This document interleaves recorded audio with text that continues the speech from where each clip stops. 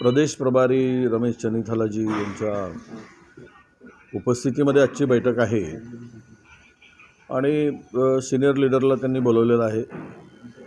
काल जे धक्कादायक अशोकराव चव्हाणांनी जो राजीनामा दिला आणि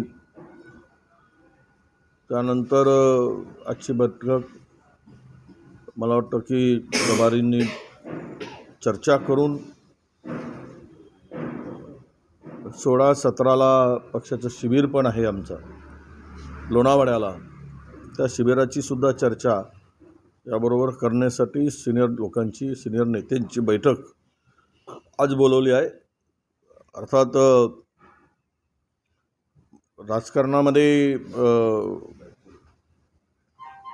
पक्षामध्ये बदल होत जात असतात, लोक येत असतात।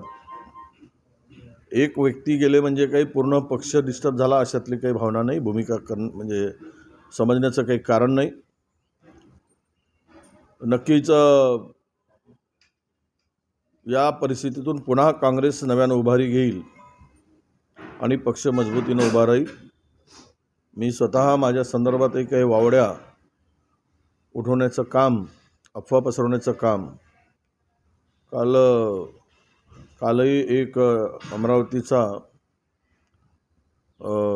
रवी राणा, ज्याची प्रवृत्तीचं सातत्यानं निष्ठा बदलवून विष्ठा खाण्याची आहे, अशांनी सुद्धा काल माझंही नाव घेऊन काही उल्लेख केला।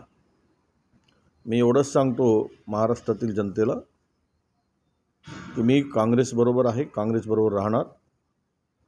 काँग्रेसने मला खूप काही दिलेलं आहे। 4 विधानसभाच्या निवडणुकीमध्ये मी काँग्रेस पक्षाच्या चिन्हावर जिंकलो, मंत्री, कॅबिनेट मंत्री, 2दा विरोधी पक्षनेता। इतकं भरभरून दिल्यानंतर आता मला फार काही अपेक्षा नाही। शेवटपर्यंत काँग्रेसमध्ये राहून या विचारधारेबरोबर काम करण्याचा निर्धार मी केलेला आहे।